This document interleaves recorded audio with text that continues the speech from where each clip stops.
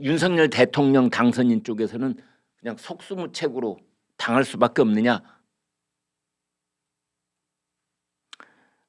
현재로서는 이렇다 하게 뚜렷한 저항 수단이 없어 보이긴 합니다만, 그래도 몇 가지 절차적으로 윤석열 대통령 당선인이 대비책으로 꺼낼 수 있는 카드는 있습니다. 첫 번째는 문재인 대통령에게 계속해서 거부권을 행사해야 된다는 압박을 가할 수 있는 겁니다. 윤석열 당선인 혼자의 그 압박 플러스 우리나라 법조계, 국민 여론, 사회의 원로들, 시민단체, 언론 총 동원을 해서 같이 어깨를 겹고 문재인 대통령에게 거부권을 행사해야만 우리나라가 정상화의 길로 다시 돌아올 수 있는 것이다 라는 압박을 가하는 겁니다. 두 번째로는 권한쟁의 심판이라는 게 있습니다. 권한쟁의 심판. 이 권한쟁의 심판이라는 것은요, 우리나라 헌법재판소법에 있습니다. 어떤 사안을 놓고 국가기관끼리 다툼이 생겼을 경우에 이번처럼 가령 국회하고 행정부, 국회하고 대통령 당선인 인수위원회 또는 어떤 재판의 그 판결 결과에 대해서 서로 원고 피고가 됐던 그 국가기관들, 이제 국가기관, 여기는 그 민간기관은 해당하지 않습니다. 이 국가기관끼리 또는 지방자치단체와 중앙행정부라든지 똑같은 사안을 놓고 의견이 확실하게 엇갈린 경우에 헌법재판소한테 권한쟁의 심판을 해달라고 청구를 할 수 있는 겁니다. 따라서 입법기관의 입법, 그러니까 국회의 입법 중에 하나인 검수완박 개정안에 대해서 권한쟁의 심판을 청구할 수 있습니다. 그 권한쟁의 심판의 청구를 하는 주체는 법무장관 혹은 검찰총장, 검찰 이런 쪽에서 그 일을 시작할 수 있는 거죠. 국가기관이니까 저쪽은 국회, 이쪽은 행정부, 법무장관 또는 검찰. 그래서 권한쟁의 심판 청구가 있습니다. 그래서 권한쟁의 심판을 청구해서 그게 유리하게 나오면 그 다음에는 뭘 할 수 있느냐? 그렇습니다. 효력정지 가처분 신청. 검수완박 개정안이 이제 30일 그리고 5월 3일 두 번의 임시국회 본회의에서 더불어민주당의 입법 독주의에서 통과됐다고 하더라도, 그리고 문재인 대통령이 그 법을 공포를 해서 그 날짜로 발효되기 시작한다고 하더라도 여기에 대해서 국민의힘이, 이번에는 국민의힘이 신청할 수 있는 겁니다. 효력정지 가처분 신청. 그 다음에 네 번째, 윤석열 대통령이 당선인이 가지고 있는 카드가 있는데 이것이야말로 가장 묵직한 카드라고 할 수 있는데 그렇습니다. 국민투표입니다. 대통령은 국민투표에 붙일 것을 요구할 수 있는 권한이 있습니다. 헌법에 보장되어 있는 권한입니다. 대통령의 권한입니다. 국민투표 대상 규정은 헌법 제72조, 대통령은 필요하다고 인정할 때에는 외교, 국방, 통일, 기타 국가 안위에 관한 중요 정책을 국민투표에 붙일 수 있다.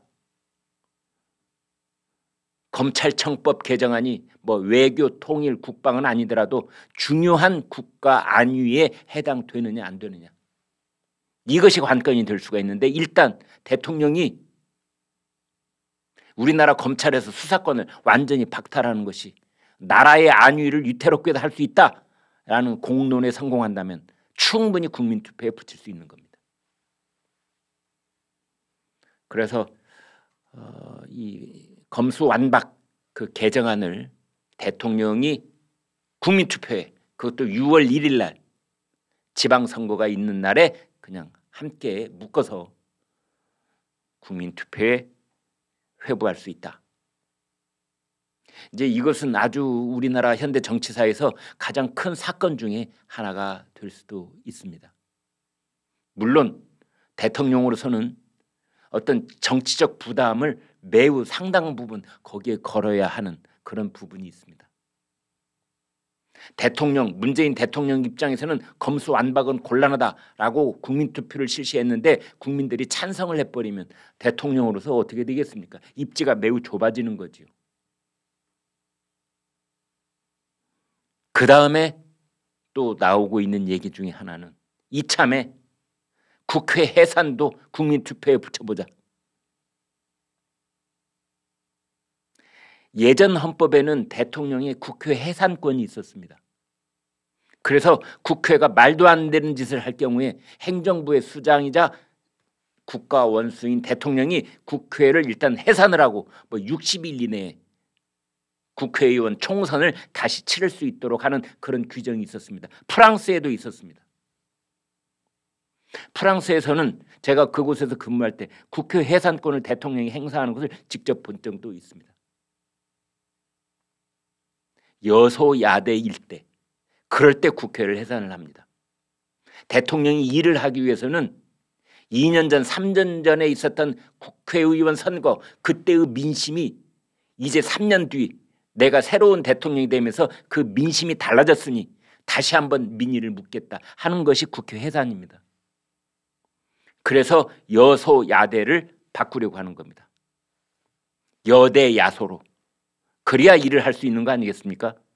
여소야대 상태에서 대통령은 할 수 있는 일이 많지 않습니다. 사사건건 이 원다수를 차지하고 있는 야당이 발목을 잡으면,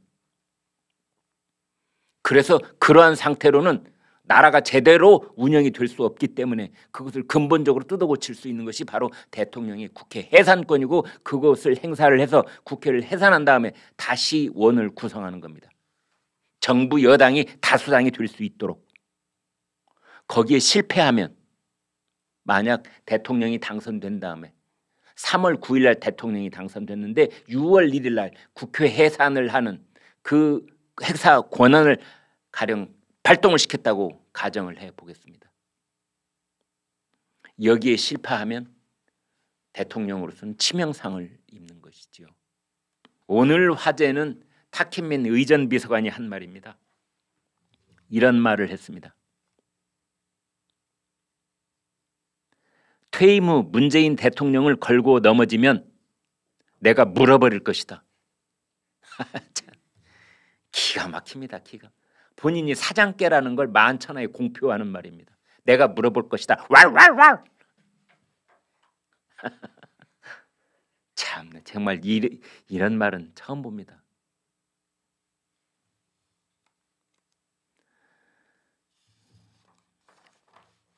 김근식 경남대 교수가 이렇게 반박을 했습니다. 개처럼 물지 말고 없는 사람처럼 잊혀지시기를 바란다. 문 대통령이 아니라 탁 비서관이 잊혀져야 된다. 의전 비서관 그만두고 나오면 조용히 잊혀지길 바란다.